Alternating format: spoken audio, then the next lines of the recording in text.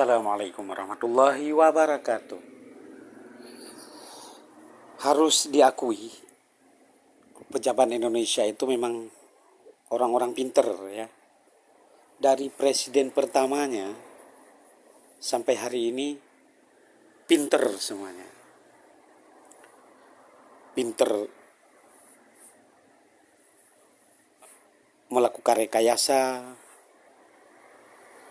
pinter merayu, pinter ngibulin,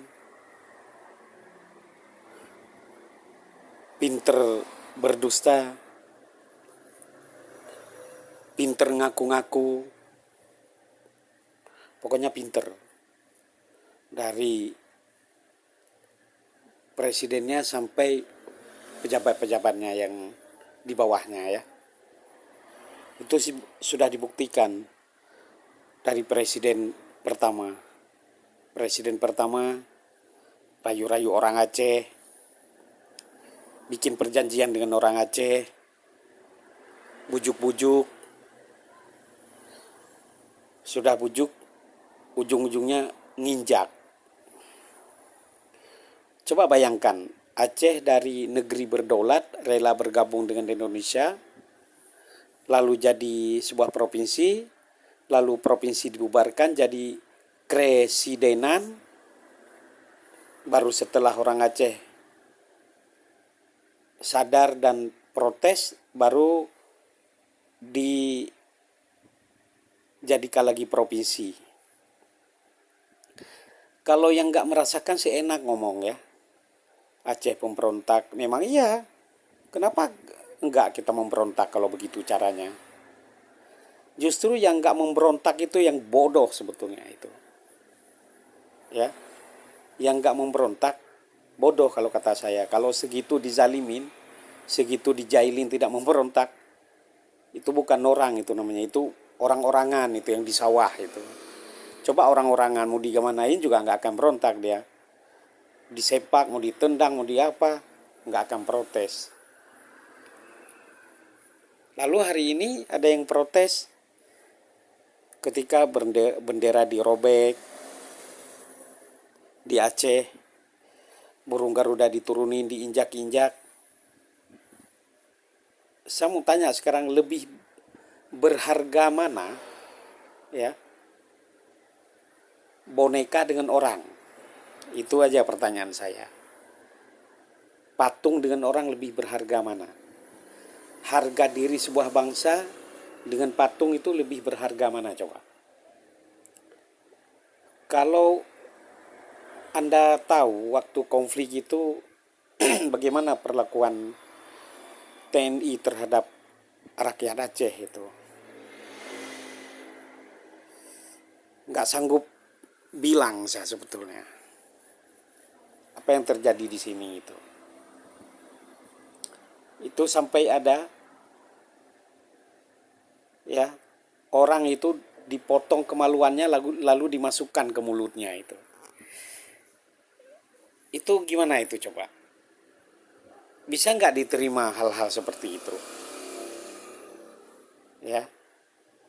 Adik saya sendiri itu pernah ditelanjangin itu oleh TNI itu, adik perempuan ditelanjangin lalu ditonton oleh orang-orang itu, bukan ditonton sengaja, memang disuruh lihatin gitu. Kira-kira beradab nggak seperti itu? Saya nggak tahu kalau ada orang yang perbuatan seperti itu masih ditolerir gitu, masih dianggap itu kan biasa. Di mana otaknya kalau hal-hal seperti itu dianggap biasa-biasa? Boleh juga menganggap biasa-biasa karena lo itu nggak kena gitu. Sekarang kalau kita balik fakta misalnya gini, orang Aceh, misalnya negeri Aceh yang berkuasa, lalu negeri Jawa masuk ke Aceh, Kalimantan segala macam masuk ke Aceh, lalu tiba-tiba ada negeri yang memberontak gitu karena kezaliman orang negeri Aceh misalnya.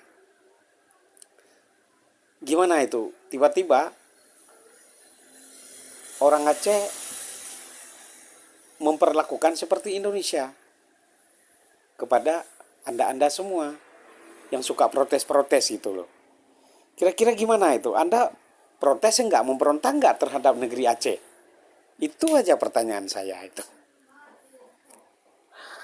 Aduh, kalau ngomong sih enak emang, karena nggak merasakan. Siapapun enak kalau ngomong. Yang lebih memprihatinkan lagi, aksi 15 Agustus kembali diprotes gitu.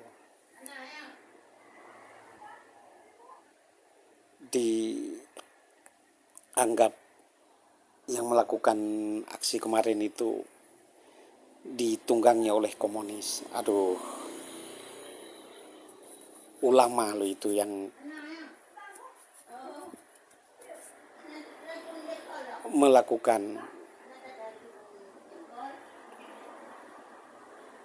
ulama yang melakukan aksi itu ya.